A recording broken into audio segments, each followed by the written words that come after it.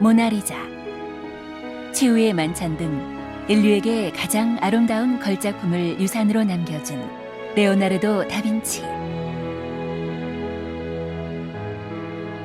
그는 예술가이자 과학자, 해부학자, 철학자로 르네상스를 대표하는 가장 경이로운 천재로 불리우는데요.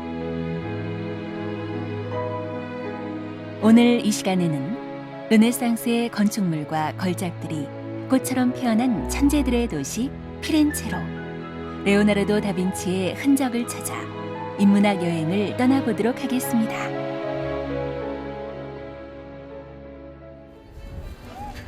르네상스의 발상지, 문화예술의 수도, 꽃의 도시, 바로 피렌체를 가리키는 말들인데요. 피렌체는 단테, 레오나르도 다빈치, 미켈란젤로 등 수많은 예술가들의 숨결을 고스란히 간직하고 있는 도시입니다. 자, 그럼 지금부터 저와 함께 르네상스의 중심 피렌체로 레오나르도 다빈치의 발자취를 따라 인문학 기행을 시작해 보도록 하겠습니다.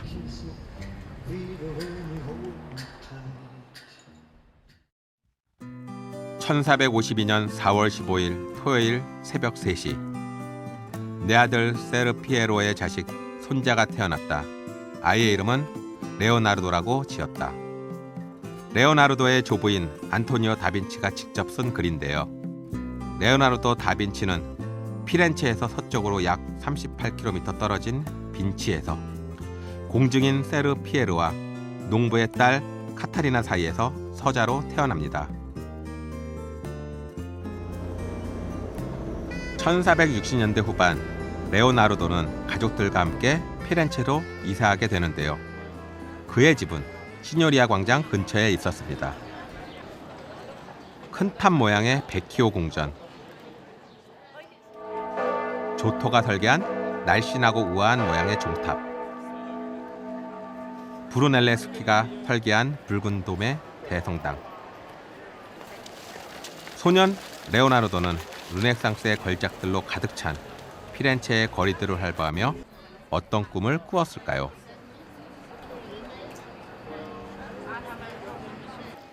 레오나르도는 당시 대단한 명성을 떨쳤던 화가이자 조각가인 안드레아 델 베로키오의 공방에서 도제 수업을 받게 됩니다.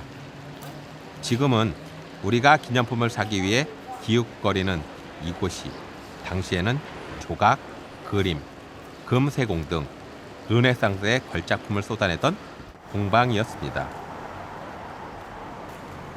레오나르도는 베로키오 공방에서 주물 공작, 모델들의 습작, 원극법에 관한 철저한 기초의 습득을 통해 그림과 조각에 필요한 모든 준비를 하게 되는데요. 어떠신가요? 연습생 시절의 젊은 레오나르도의 모습이 상상이 되시나요?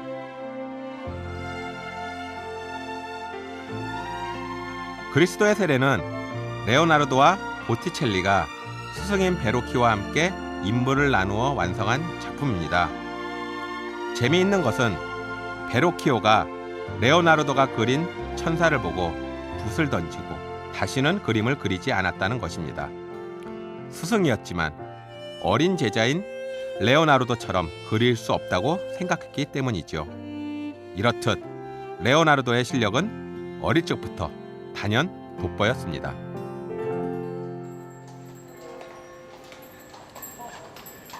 이러한 군소 대가들의 공방은 레오나르도 다빈치, 미켈란젤로와 같은 거장들을 탄생시킨 산실이 되었는데요. 하지만 예술가들을 적극적으로 후원했던 메디치 가문이 없었다면 피렌체에서 이렇게 르네상스의 꽃이 활짝 피기는 어려웠을 것입니다. 다양한 학문 분야를 융합하여 시너지 효과를 창출하는 것을 우리가 메디치 효과라고 이야기하는데요. 이 메디치 효과라는 단어가 이 메디치 가문에서 유래했다고 합니다. 르네상스를 이야기함에 있어서 메디치 가문을 빼놓고 이야기할 수 없을 정도로 르네상스 촉발에 핵심적인 역할을 했던 것이 바로 이 메디치 가문인데요. 이 메디치 가문의 저택으로 사용됐던 메디치 르카르디 궁전으로 함께 들어가 보도록 하겠습니다. 14세기경 금융업과 지중해 무역으로 부와 권력을 쌓은 메디치 가문은 학문과 예술의 장려를 통해 새로운 정신, 새로운 예술을 주도하게 되는데요.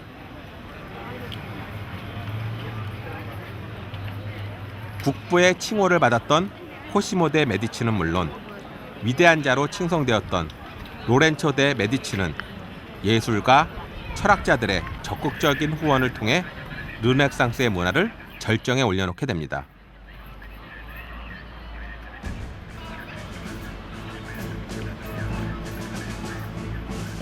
메디치 르카르디 궁전 내부에 들어가면 메디치 가문의 초상화와 루카 조르다노가 바로크 양식으로 그린 메디치 가문의 신격화라는 작품을 볼 수 있는데요. 자신들이 가진 부와 권력을 가치 있게 쓸 줄 알았기에 가능했던 명성이지 않았을까요? 진정한 국부의 모습이 무엇인지 메디치 가문을 통해 생각해 봅니다.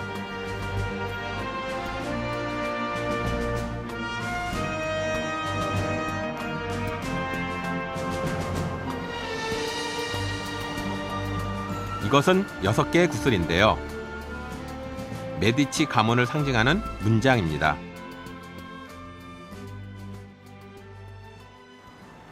메디치 르카르디 궁전 외벽에는 당시에 말을 묶던 쇠고리와 시민을 위해 설치된 돌 의자가 아직도 남아 있습니다. 메디치 리카르디 궁전 가까이에는 메디치 가문의 가족 예배당 역할을 했던 산 로렌초 성당이 있습니다. 브루넬레스키가 설계와 시공을 맡은 최초의 르네상스 건물로 알려져 있는데요. 차분하면서도 경건한 아름다움을 느낄 수 있습니다. 산 로렌체 성당에는 코시모 대 메디치의 무덤과 그가 가장 아꼈던 도나텔로의 무덤이 함께 안치되어 있습니다. 피렌체의 상징 산타 마리아 델 피오레 성당입니다. 천재적인 건축가 브루넬레스키가 없었다면 이 거대한 붉은색 돔은 완성되지 못했을 것입니다. 레오나르도 다빈치의 메모를 보면은 그도 이 역사적인 장면의 마지막 순간을 지켜보고 있었을 것으로 추측할 수 있습니다.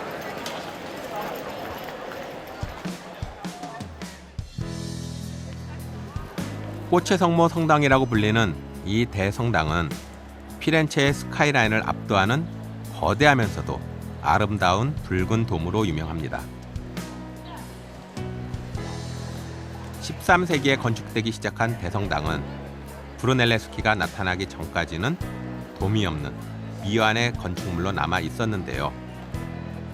브루넬레스키는 로마의 판테온의 디자인을 응용한 혁신적인 공법을 적용해 세계에서 가장 아름다운 돔 중의 하나로 완성합니다. 바사리는 이 아름다운 돔을 하늘 자체에 도전하는 돔이라고 표현했는데요. 이 돔이 만들어지고 50년이 지난 뒤에도 브루넬레스키 원래 설계도에 있던 십자가가 달린 보주와 십자가는 얹혀지지 않았습니다. 1468년 베로키오 공방이 이 작업을 의뢰받아 2톤짜리 구리 보주를 돔 꼭대기에 올렸습니다. 레오나르도도 이 작업에 참여했을 텐데요. 새 장에 갇힌 새를 사서 풀어주기를 좋아했던 소년 레오나르도도 이 돔의 꼭대기에 올라 자신이 새처럼 자유롭게 비상하는 모습을 꿈꿨을지도 모르겠습니다. 거대한 둥근 돔의 천정은 조르조 바사리와 페데리코 주카리의 프레스코화로 장식되어 있습니다.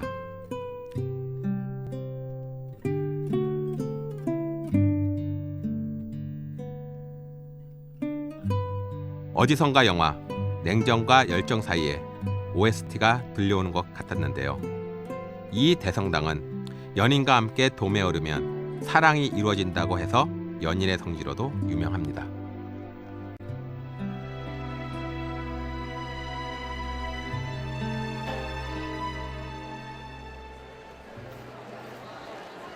세레당은 피렌체에서 가장 중요한 건축물 중 하나인데요.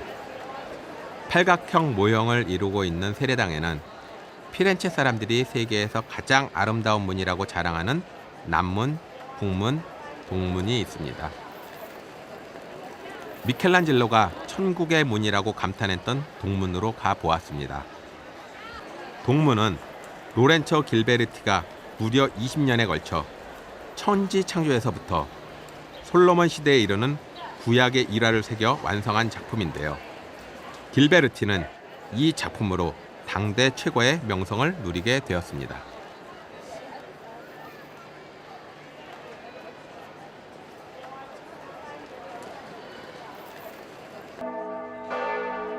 (14세기의) 위대한 화가 조토가 건축을 시작한 종탑은 1359년 프란체스코 탈렌티에 의해 82m 높이로 완성되었습니다. 날씬하면서도 우아한 종탑이 다양한 색상의 대리석으로 치장되어 있습니다.